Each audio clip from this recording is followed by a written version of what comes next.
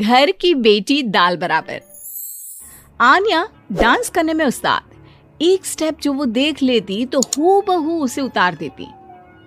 अरे आन्या बेटा, मेरी बेटी को भी डांस सिखा देना, उसका एनुअल प्रोग्राम है। हाँ आंटी, क्यों नहीं, अब कल शाम उसको भेज देना, मैं सिखा दूंगी। हाँ हाँ, नचनिया ही बन, आस पड़ोस के लोग तुझे इस्तेमाल कर रहे हैं। माँ, इस्तेमाल मेरा नहीं कला का हो रहा है। नाचना एक कला है, कला। आन्या हर बात में अच्छी थी, फिर चाहे वो अच्छा व्यवहार हो या फिर लोगों की मदद करना। वो हमेशा खुद के शौक को पूरा करने के लिए व्यस्त रहती, लेकिन घर वालों को तो उसका ये काम सिर्फ समय की बर्बादी लगता है। कहाँ है आन्या? उसको बोलो कि आज शाम को खाना वही बनाएगी। सपना देख लो कि तुम्हारी बेटी घर का खाना बनाएगी। अरे आसपास के लोगों का काम करने से उसे फुर्सत मिले तब तो कहीं जाकर वो हमारे घर का काम करेगी ना। देखो ना, इकलौती बेटी, ऊपर से गैर जिम्मेदार, अब करे तो क्या करे। तभी पड़ोस की पिंकी आ जाती है। अंकल आंटी, आन्या दीदी कहाँ है? वो क्या है ना, मेरा क्लास वर्क है, वो मुझे समझ में नहीं आ रहा, तो मम्मी ने कहा कि आन्या दीदी से पूछ लो। हाँ हाँ, क्यों नहीं, खुद का तो कोई काम है ही नहीं उसे। जाओ जाओ, सीढ़ी से ऊपर चली जाओ, वही कमरे में है आन्या। एक रोज शहर में डांस कंपटीशन वाले लोग आते हैं, जहां आन्या का डांस सबको पसंद आता है। क्या बात है, छोटे से शहर में इतना टैलेंट? बेटा कौन सिखाता है आपको? कोई नहीं सर, वो क्या है ना, मैं टीवी देखकर सीख जाती हूँ। अरे वाह, और आपके मम्मी पापा कहाँ हैं? वो नहीं आए? नहीं, वो लोग नहीं आए हैं।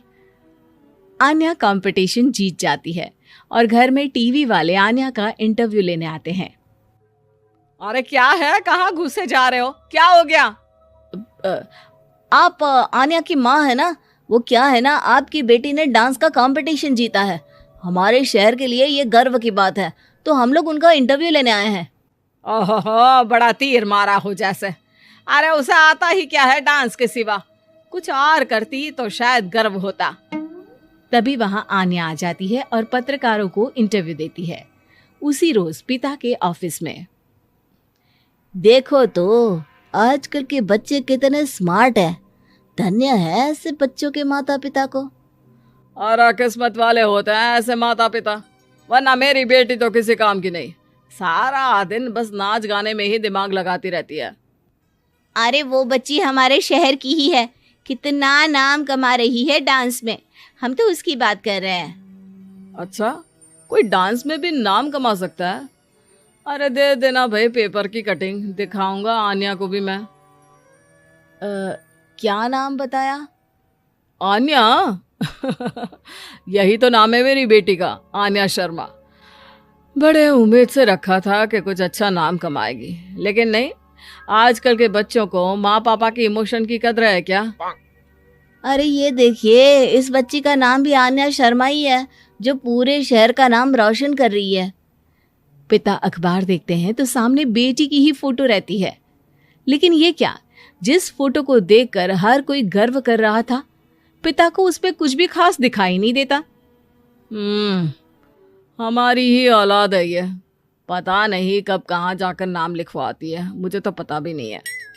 अरे शर्मा जी, जरा मिलवा दीजिए ना अपनी बच्ची से, मैं अपनी बेटी को भी ऐसा ही बनाना चाहती हूँ, मेरी बेटी को कुछ टिप्स दे देगी करियर को लेकर।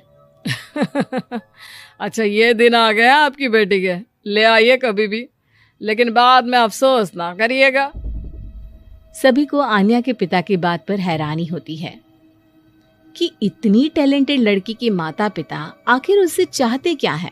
पिता घर आते हैं और माँ से कहते हैं, पता है तुम्हारी लड़की क्या कर रही है, या फिर ऐसे ही व्यस्त रहोगी हमेशा?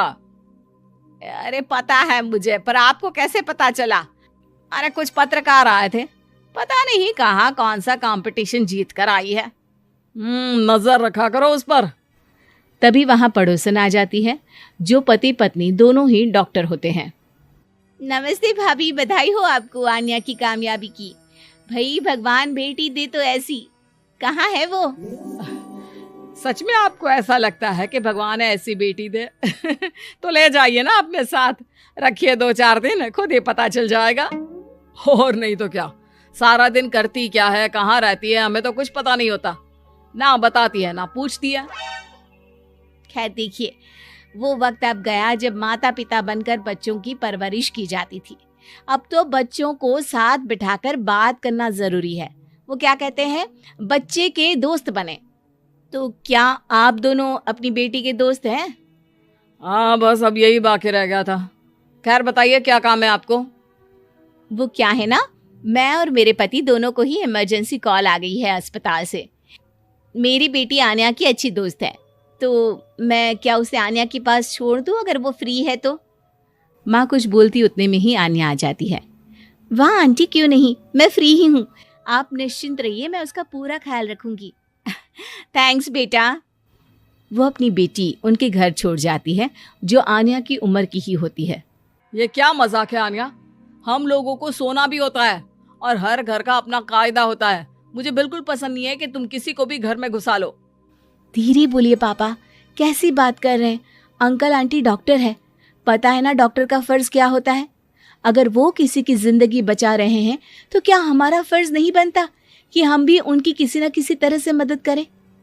आपको तो पता है घर पर अकेले रहना कितना अनसेफ है।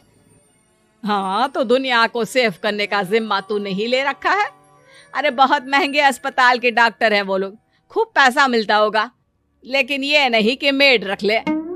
क्या कहती आन्या, कैसे माँ पिता को समझाती कि किसी की मदद करना कोई बुरी बात नहीं है। खैर कुछ महीनों बाद आधी रात को माँ जोर जोर से चिल्लाकर आन्या के कमरे में जाती है। बेटा बेटा आन्या, पापा के सीने में दर्द हो रहा है, बेटा कुछ कर। हाँ माँ, मैं डॉक्टर को फोन करती हूँ। आन्या डॉक्टर को फोन करती है, लेकिन माँ, डॉक्टर को तो आने में काफी वक्त लग जाएगा।